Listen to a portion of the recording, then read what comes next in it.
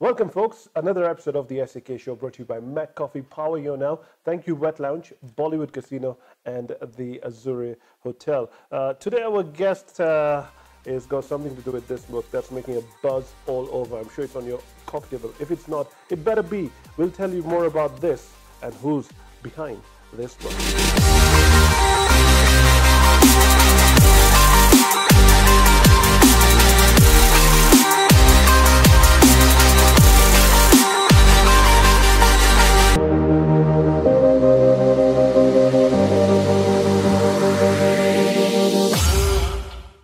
So if you haven't had your MacCoffee, you better have yours. Oh, I better have mine too. Bobby, welcome to the show, man. Nice to have you here. Mr. Nice Bobby to Pall. be here. Pleasure's mine. I mean, it's been so long, man. It's good to catch up with you. And this book, Vanishing Songs of the Warriors, is what this is all about. But before we get into this, we're going to have a chill chat with Bobby. So, Bobby, how have it been? It's been an interesting journey. Yeah. It's been It's been a long journey, and you're growing Yes. younger day by day. I need to know that secret, man. I know this guy from the time I had a six-pack and I had my hair, man. MacCoffee. So tell me, Bobby, give us a brief introduction about yourself. Well, my name is Bobby Pall. I'm based in Nairobi, Kenya. I'm a portrait and a travel photographer. Yeah, that's basically who I am. Well, he has a lot more hidden talents as well, you know. It's just being modest over here. So tell me, Bobby, if photography has been your passion from day one, I mean, who doesn't know? If you're in Nairobi, well, if you're in Africa, Bobby Pall, the name itself is so powerful. It's become a brand on its own. How did it all start? I believe if you have a dream and you follow the dream and listen to the core part of yourself, the heart, it will lead you to where I am right now, is to achieve what you want to achieve. And it's not easy, SAK, bro, man. Yeah. It hasn't been easy, and it never will be. No dream is easy to achieve. But I think with passion and authenticity and honesty, the most important, happy, I think you will achieve what You'll you achieve, need to true. achieve. But how did the photography aspect come in your life? I mean, when did you decide that this is it, you know? Well, I studied photography. Oh, you studied I it. studied Nice. photography. Okay. I knew this is what I wanted. Right after high school, I did some internship. I worked during high school and after high school in camera-associated shops. So I knew this is really, really what I wanted. You are very popular with your portraits. I think that's your specialty as such. And why portraits and why not wildlife or scenic or such stuff? How did the portrait angle come? Well, I should say this. It did not come. Rather, I went to it. I see that that's the way I'm created. I see an image of a person and I see beauty. And I want to, or rather, I'd like to actually pick my camera and shoot. It could be behind the scene, it could be in my studio, it could be out in the streets, it could be in the bundus, it can be anywhere. For me, when I see a person, I see the amazing part, the photogenic side. And I think as time grew and I carry my camera often, it just became me as a portrait photographer. And assigned many projects, I traveled. So yes, hence, you know, travel and portrait photographer.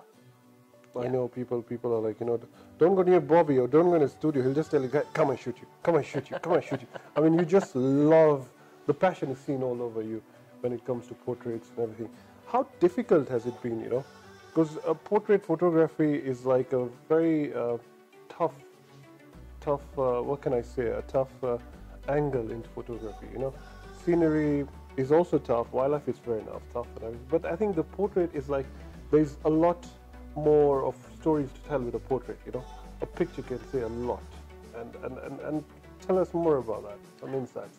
I think, I hope photographers who are listening and upcoming photographers embrace what I say. Photography is an art. And I also believe it's not easy. Even to be a wildlife photographer is difficult because everyone looks at a lion and they shoot.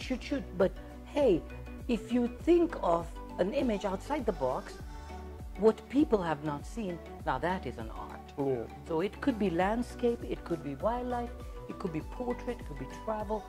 you've got to really think a little outside and see the angle that's photogenic, basically. Yeah. But you know, I've seen some of your photographs, and I beg to differ there, because it's like, I believe most of your photographs are spontaneous ones. Absolutely. They are not the ones where you tell the person, you know, pose like this or do this or do that. How do you get that right? Maybe I should talk about when I'm assigned a project. Yeah. So I'm assigned a project, let's say in Dadaab, in the refugee camp. And they tell me, okay, Bobby, we're doing water and sanitation, and that's what we do.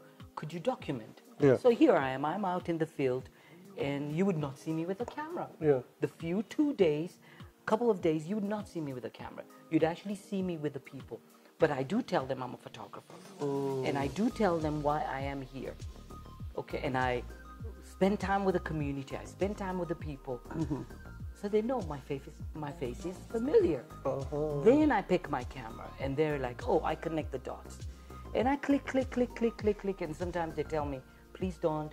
Sometimes they say, yes, please do. I dare myself to do it. So when I don't ask for permission, sometimes it's tough. Okay. But many times they already know why I am here.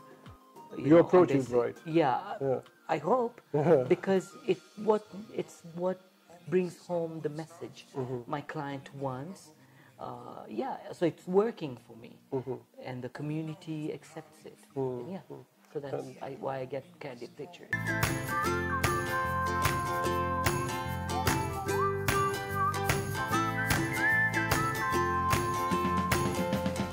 Welcome back. It's the ZindagiTvKe show, brought to you by MacCoffee. Power you now as the man in black. You know, 90% of the time I've seen you in black. What is the secret behind it now? Well, and don't tell me because you look thin in it. Yeah. Wear black, you look thin. Simple.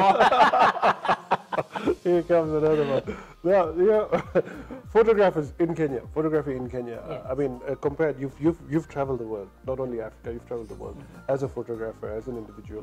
What's your take about photography in Kenya generally? Oh, I love it. Yeah.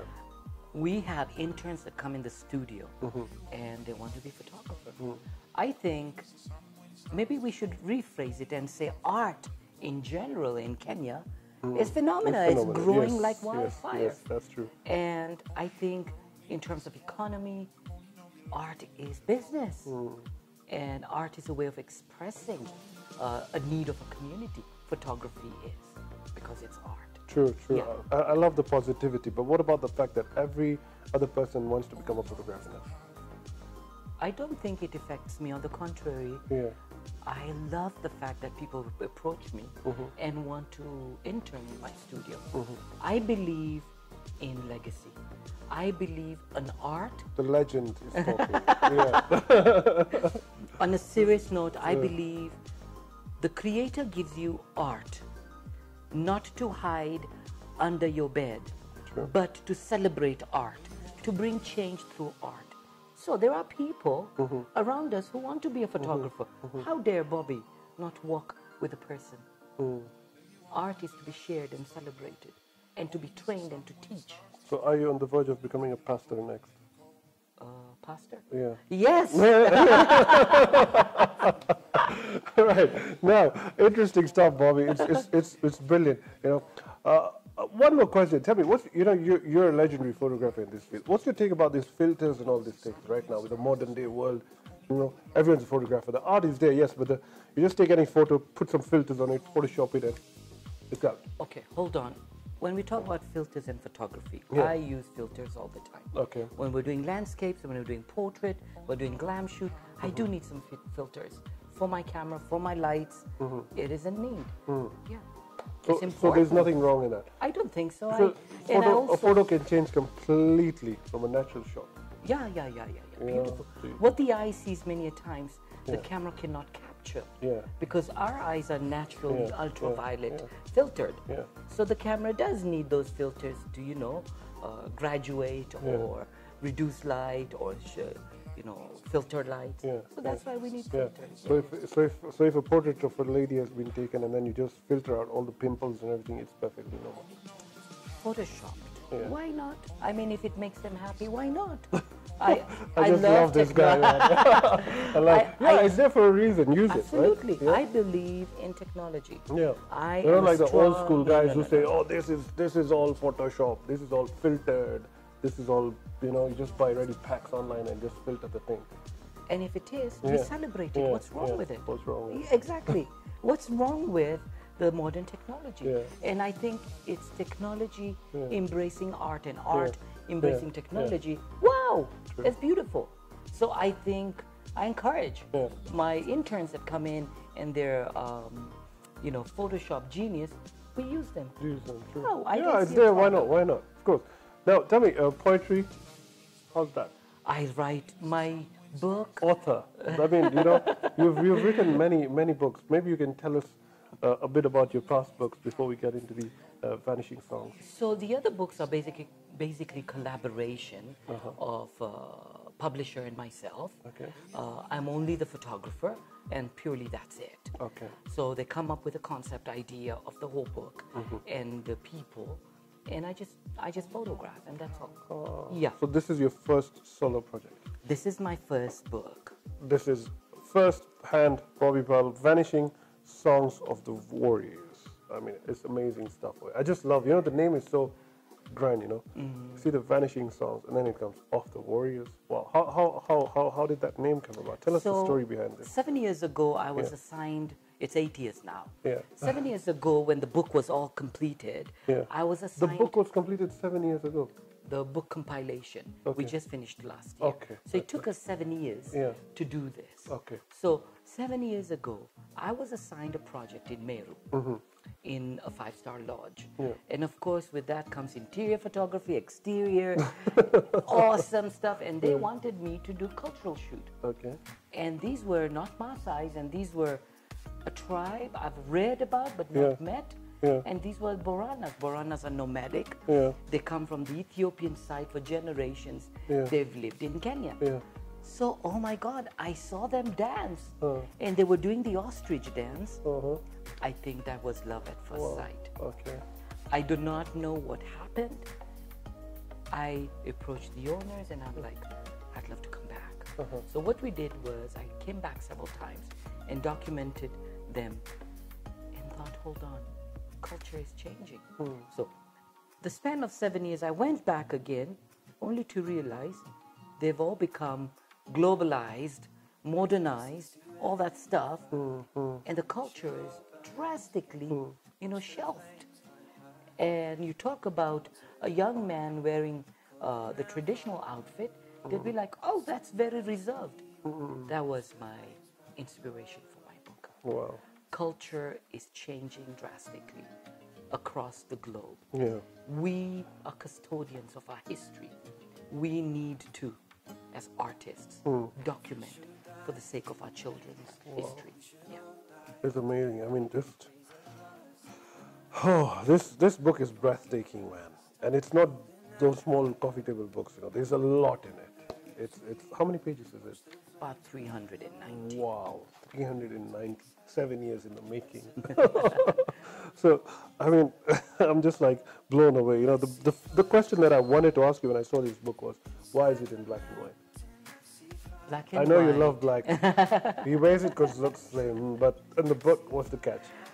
Black and white is timeless in terms of image, in terms of message, in terms of what you want to portray. Yeah. There is no hidden message in black and white. It's purely out there and it's very artistic. That's it. And I'm a sucker for black and white photography. I love it, because it takes you to another level of appreciating art. Yeah. Yeah. So last but not least, Bobby, your book, 300 pages. Why don't you tell me 3 of your favorite pictures? I know it's like I'm asking you for a tough one, but tell me 3 of your favorite pictures from this book. The cover, of course, is one of my best. Yeah. Purely because of a relationship I've had with the community, and I lived there in Turkana, and during the process of drought and all, so is a relationship I've had with them. So that's the reason why the cover. So the second picture is an amazing part of my journey.